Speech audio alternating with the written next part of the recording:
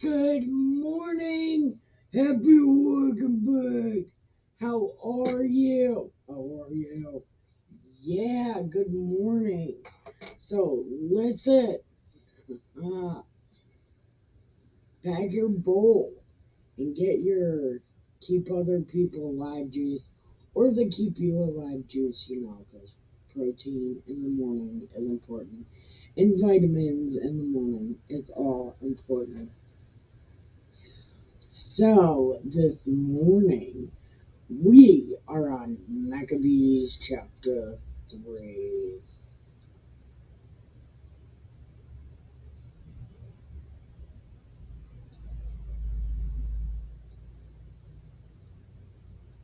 So, Maccabees chapter 3. Okay. Hel- Helodoros' arrival in Jerusalem. While the holy city lived in perfect peace, and the laws were strictly observed because of the piety of the high priest Onias and his hatred of evil. I, I think we did read about that guy. The kings himself honored the place and glorified the temple with the most magnificent gifts. Thus, Seleucus, king of Asia, defrayed from his own revenues all the expenses necessary for the liturgy of sacrifices. I think there's a Thonic song, the band from Taiwan, because Taiwan is a place.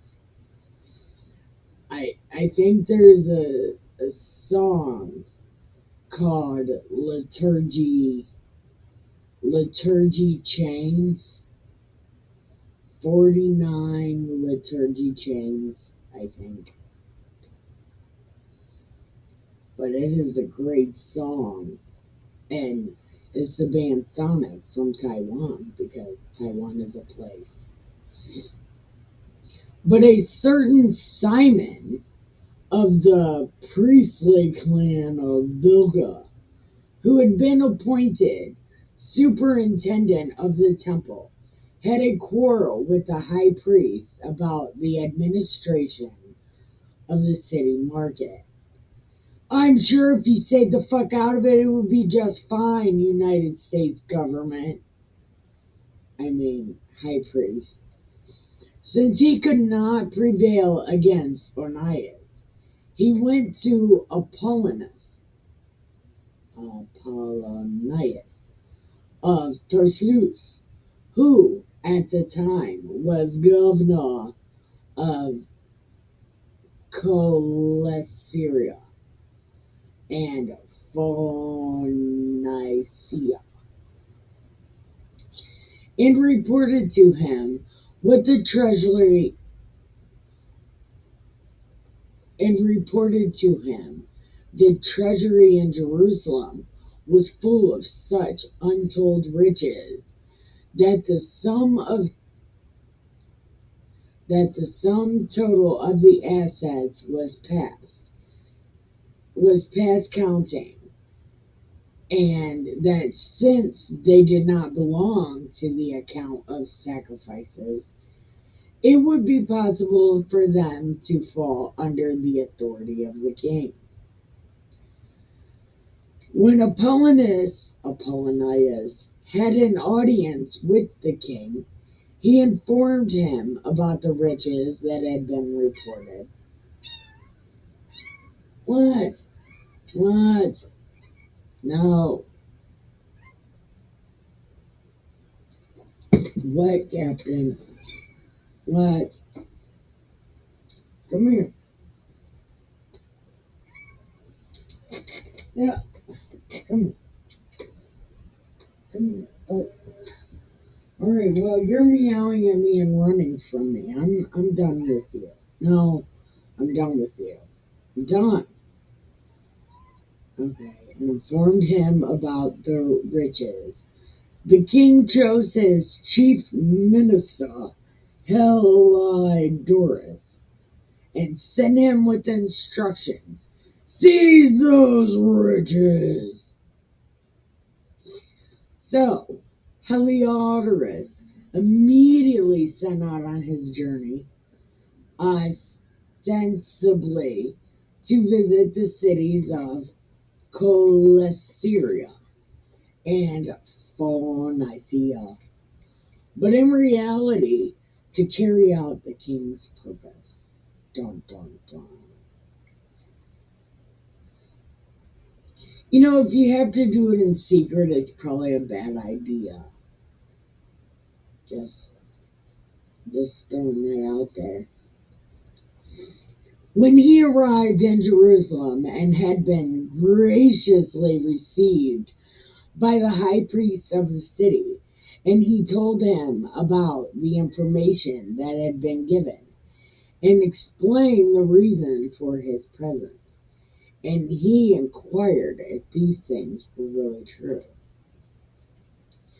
The high priest explained that there were deposits for widows and orphans, and some was the property of Hyrcanus, son of Tobias. We read about him, Tobias, a man who occupied a very high position, contrary to the misinterpretations of the imp- impious Simon. The total amounted only 400 talents of silver and 200 of gold. It was utterly unthinkable to defraud those who had placed their trust in the sanctity of the place and in the sacred inviolability. Inviolability.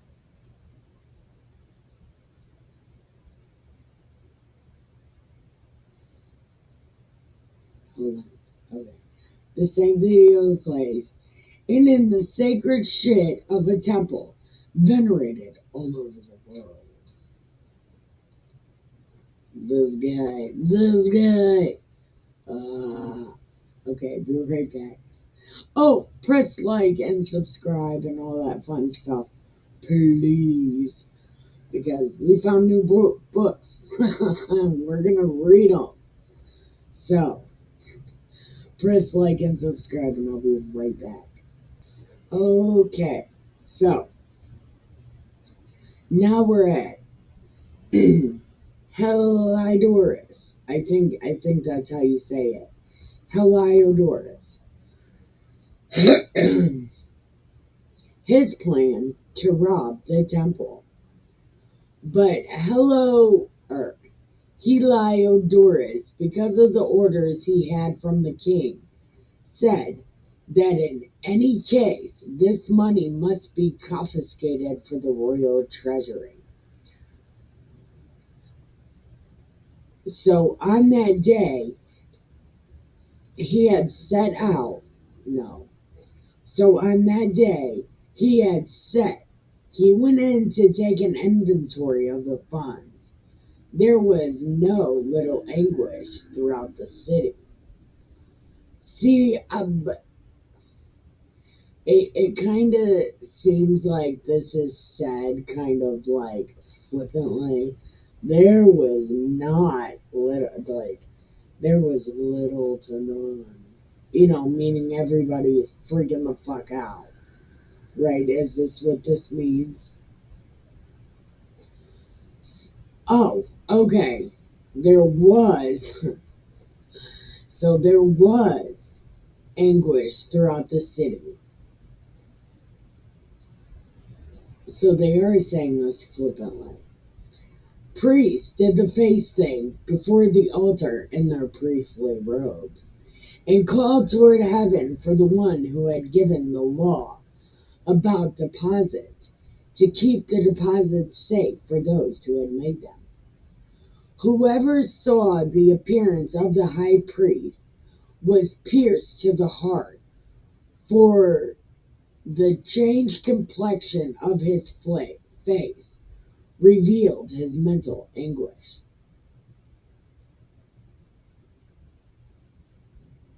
Okay, so this dude was like literally fucked up because this guy's coming in here and taking the money. The terror and bodily trembling that had come over the man clearly showed those who saw him the pain that lodged in his heart. Good. This is because they're stealing the money. So this is why Jews are so fucked up about money. They gotta have it because the king's gonna come and take it. People rushed out of their houses and crowded together, making common supplication because the place was in danger of being profaned. Women doing the diaper thing filled the streets. Young women secluded indoors all ran, some to the gates, some to the walls. Others peered through windows, all of them with hands raised towards heaven, making supplication. It was pitiful to see the populace doing the face thing everywhere, and the high priest full of dread and anguish. While they were imploring the Almighty Lord to keep the deposits safe and secure for those who had placed them in trust, Heliodorus went on with his plan. He's a man with a plan. Oh my God.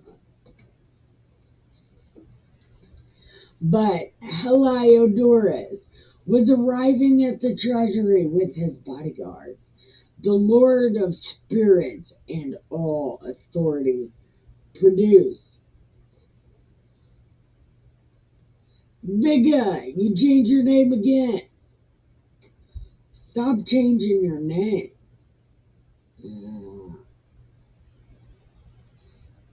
I like it better when you were the Lord of Hosts. Or, just regular God. You're changing your name again. We talked about this.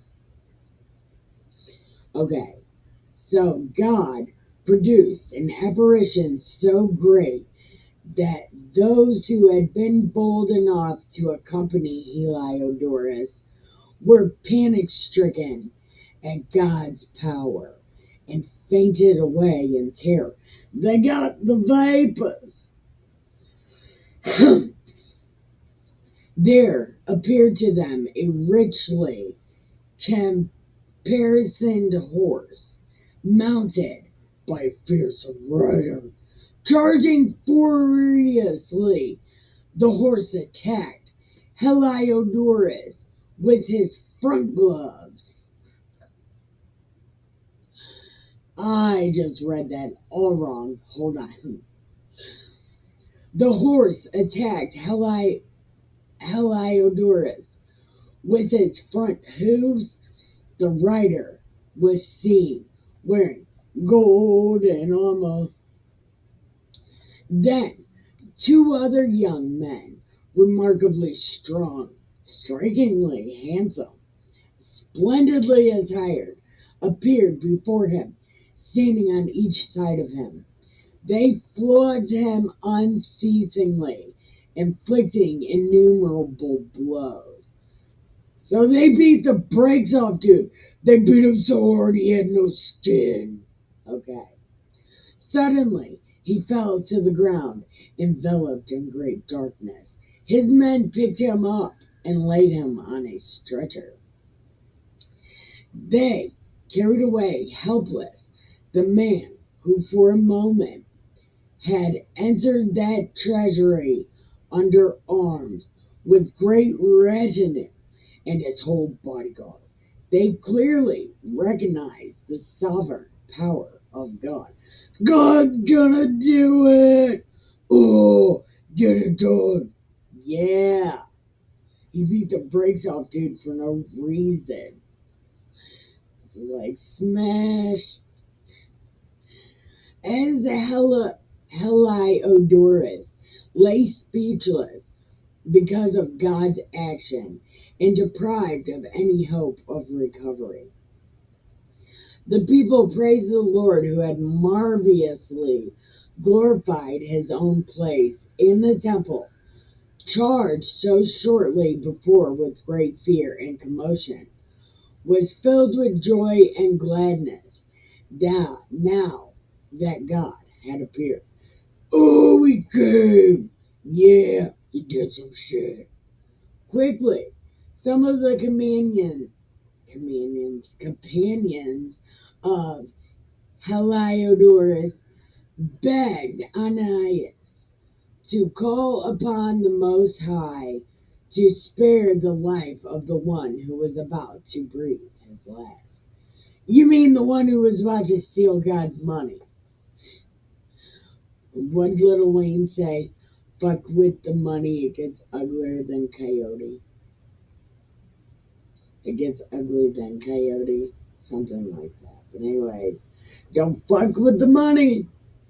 The high priest, suspecting that the king might think Heliodorus had suffered some foul play at the hands of the Jews, because they're famous for that, offered a sacrifice for the man's recovery. While the high priest was offering the sacrifice, the same young men dressed in the same clothing again appeared and stood before Heliodorus. Be very grateful to the high priest, for it is for his sake that the Lord spared your life, because I was going to beat your ass. Since you have been scourged by heaven, proclaim to all God's great power. When they had said this, they disappeared. After Heliodorus had offered a sacrifice and made most solemn vows to the one who had spared his life, bade Onias farewell, and returned with his soldiers to the king. Before all, he gave witness to the deeds of the Most High that he had seen with his own eyes. Did you tell them how they beat the fuck out of you? When the king asked what sort of person would be suitable to be sent to Jerusalem, and he was like, if you have an enemy or one who is plotting against the government, send him there, and you will get him back with a flogging, if indeed he survives at all. For there is certainly some divine power about that place. The one whose dwelling is in heaven watches over that place and protects it, and strikes down and destroys all those who come to harm it.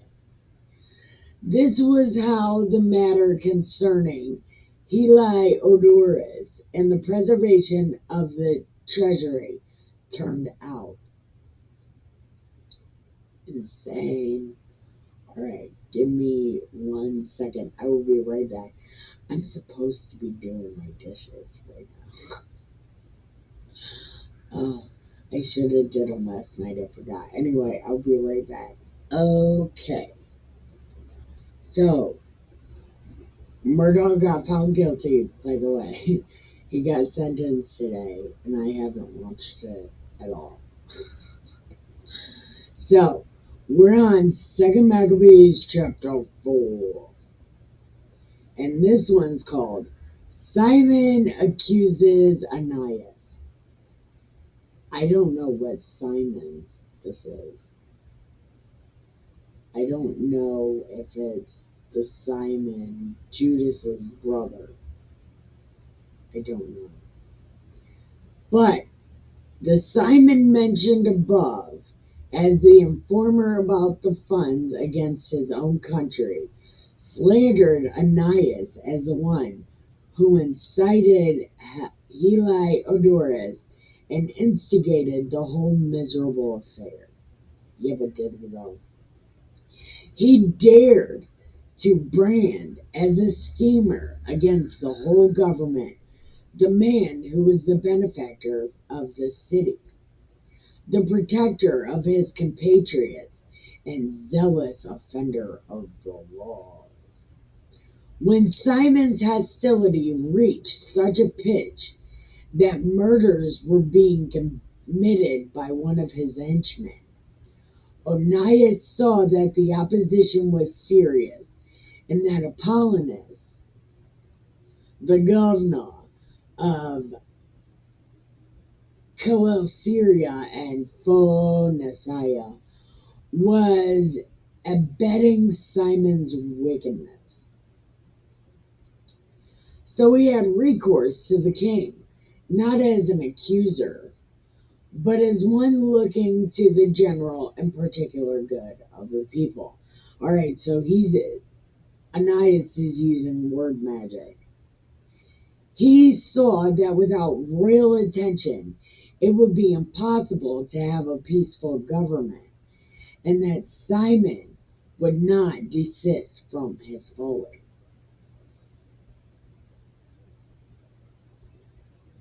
Okay. Jason as high priest. Is this the same Jason? But Seleucus died when Antiochus succeeded him on the throne. Onias's brother Jason obtained the high priesthood by corrupt means. Okay, this is the same Jason. In an interview, he promised the king 360 talents of silver, as well as 80 talents from another source of income. Besides, besides this, he would undertake to pay 150 more if he was given authority to establish a gymnasium and a youth center for it and enroll Jerusalemites as citizens of Antioch.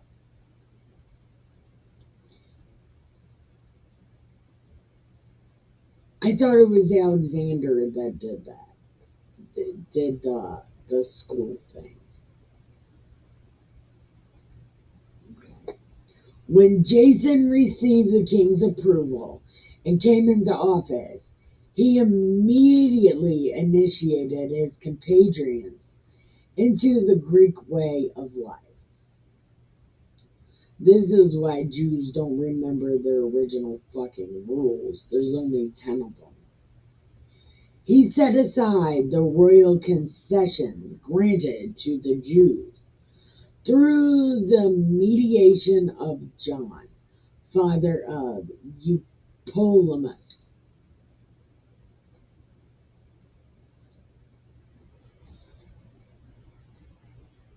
Yeah, but I thought these were different guys.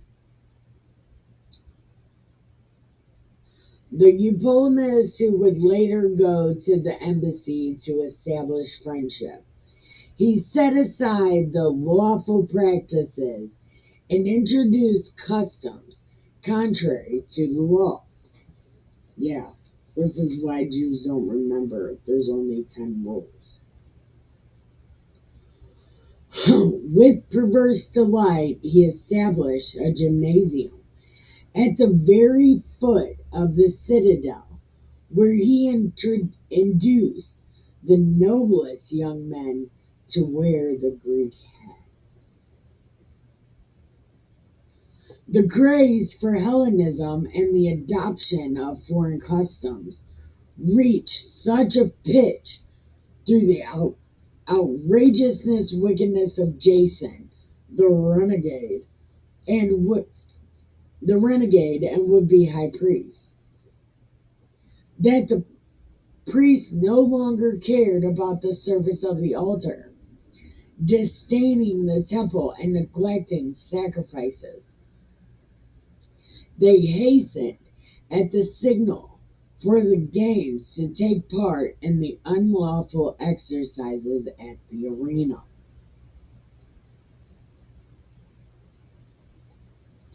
Yeah, but there's only 10 rules. No, as long as you don't kill anybody. Anyway, what their ancestors had regarded as honors, they despised. What the Greeks esteemed as glory, they prized highly.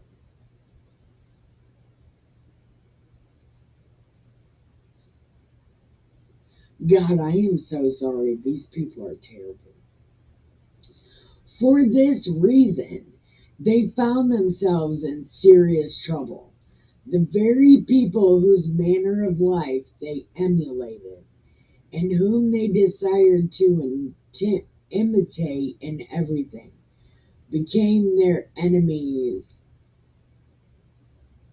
For this reason, they thought, okay, this is before the Greeks are like, these guys suck. It is no light matter to flout the laws of God, as subsequent events will show. It is no light matter to flout the laws of God, as subsequent events will show. Yeah, yeah.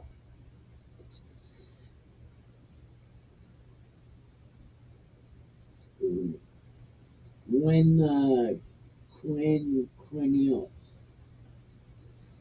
Why do they use words like this? What does this even, what does this even mean? Let's find out. Huh?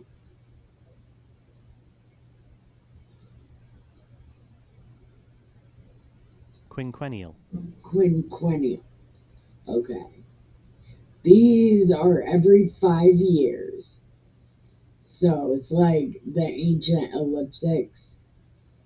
They were held entire in the presence of the king.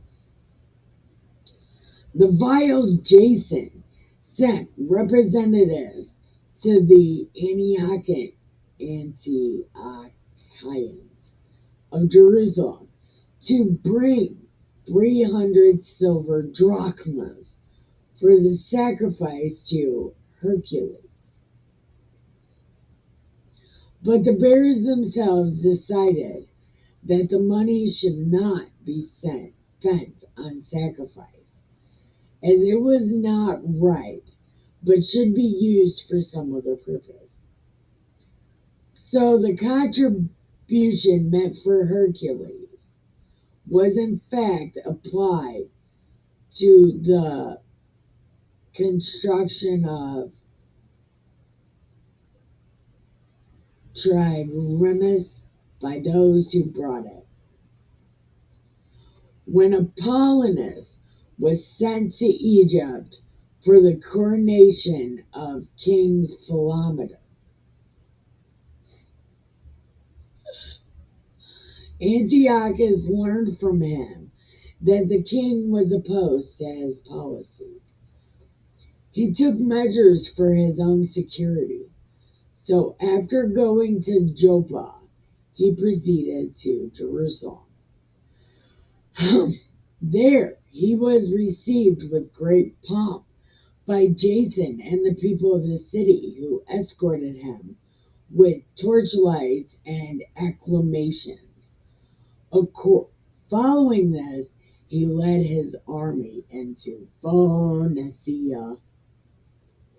All right, 1 second. Okay, so this is Menelaus as high priest.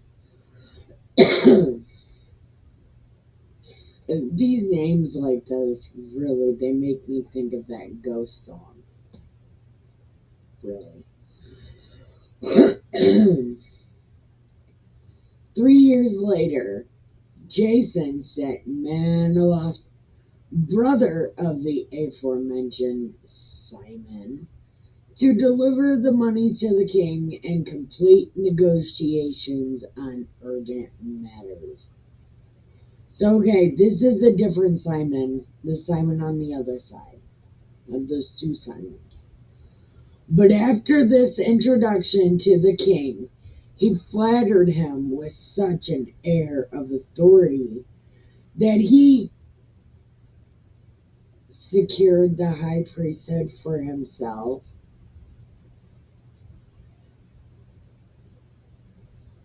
Okay, so now Simon's the high priest, outbidding Jason by 300 talents of silver. Okay, so this Simon is priest. He returned with the royal commission, but with nothing that made him worthy of the high priesthood. He had the temper of a cruel tyrant and the rage of a wild beast.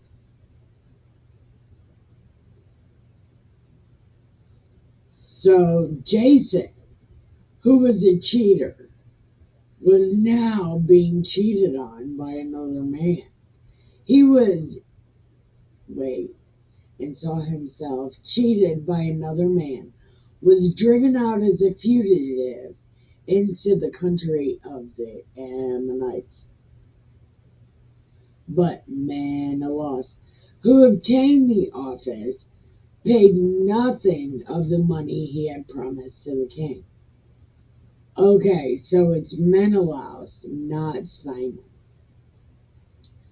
In spite of the demand of Sostratus, the commandment of the citadel, whose duty it was to collect the taxes. For this reason, both were summoned by the king. Ooh.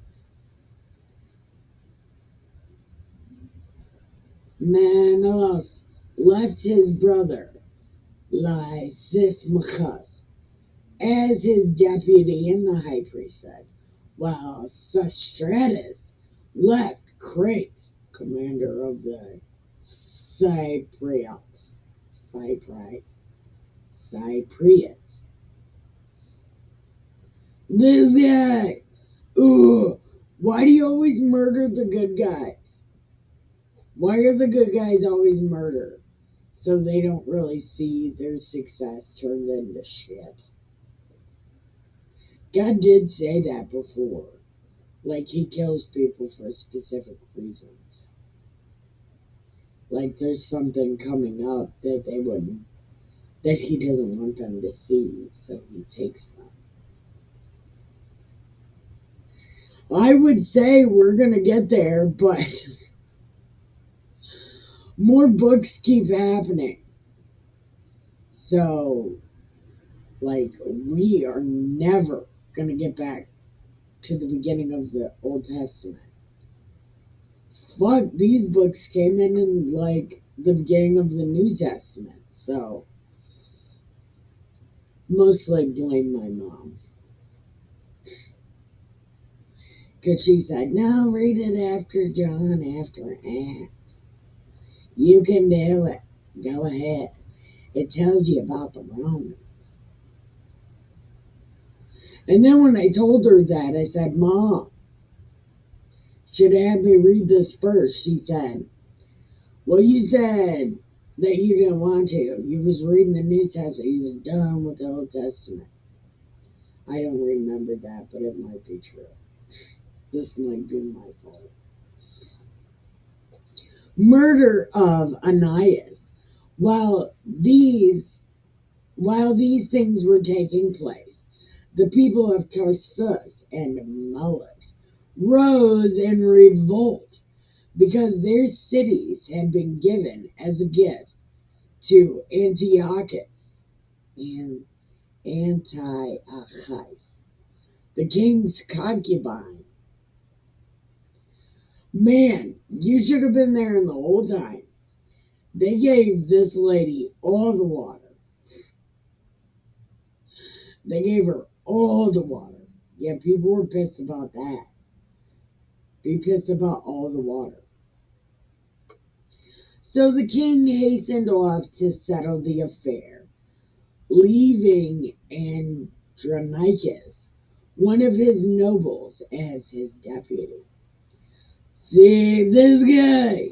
Mm, Manolos, for his part, thinking this a good opportunity, stole some gold from the temple and presented them to Andronicus. He had already sold other vessels in Tyre and neighboring cities. When Ananias had clear evidence, he accused Menelaus publicly after withdrawing to the inviolable sanctuary at Daphne near Antioch. Thereupon Menelaus approached Andronicus privately and urged him to seize Ananias. So Andronicus went to Ananias treacherously, reassuring him by offering his right hand an oath, persuaded him, in spite of his suspicions, to leave the sanctuary. Then, with no regard for justice, he immediately put him to death.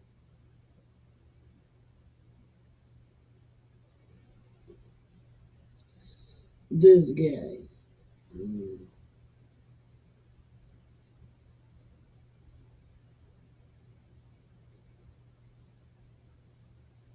As a result, not only the Jews, but many people of other nations as well were indignant and angry over the unjust murder of the man.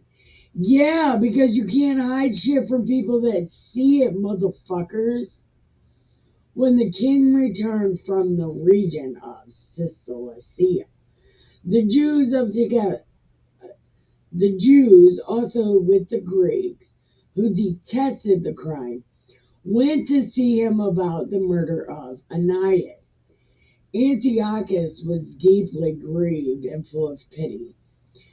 He wept as he recalled the prudence and noble conduct of the deceased.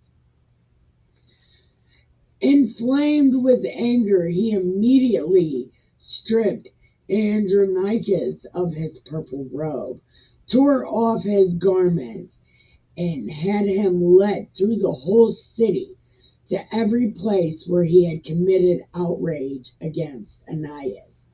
And there he put the murderer to death. Thus, the Lord rendered him the punishment. He got his just desserts. Fuck this guy. Fuck this guy. More outrages. Oh man, these people should live in America right now. I mean, I'm not a big fan of Jews, but they seem to have making the king do shit down like that. Many acts of sacrilege had been committed by Lysimachus in the city with the convenience of Menelaus. When word spread that the people assembled in protest against Lysimachus because a large number of gold vessels had been stolen. Yeah, stealing shit, motherfucker. As the crowds, now thoroughly enraged, began to riot, Lysimachus launched an unjustified attack against them with about 3,000 armed men under the leadership of a certain our anus. I just want to call him that, our anus. A man as advanced in folly as he was in years. Seeing Lysimachus attack, people picked up stones, pieces of wood, handfuls of ashes lying there, and threw them in wild confusion at Lysimachus and his men. As a result, They wounded many of them, even killed a few. What few? While they were all put to flight, the temple robber himself they killed near the treasury. Charges about this affair were brought against Menelaus. When the king came to Tyre, 3 men sent by the Senate pleaded the case before him. But Menelaus, seeing himself on the losing side, promised Ptolemy a substantial sum of money if he would win the king over. So Ptolemy took the king aside into Colonnade as if to get some fresh air and persuaded him to change his mind. Menelaus, who was the cause of all the trouble, the king acquitted of the charges, while he condemned those poor men who would have been declared innocent if they had pleaded their case. Oh, this is some shit. Okay, so he saved the ass fucking killed the innocent guys. They would if they had pleaded their case before the Scythians. Thus, who had prosecuted the case on behalf of the city, the people, the sacred vessels, quickly suffered unjust punishment. For this reason, even the Tyrrhenians, detesting the crime, provided sumptuously for their burial.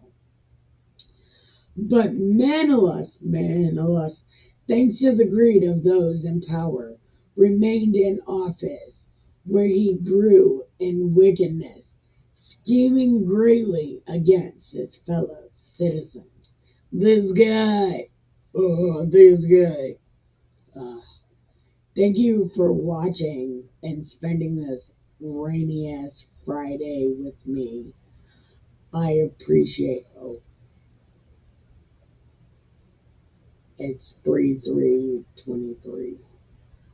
Wow. Okay, I can't believe it's that late already. Anyway, thank you for watching on this rainy Friday with me. Have the greatest day ever. Make sure you check your pills. I love you and have the greatest day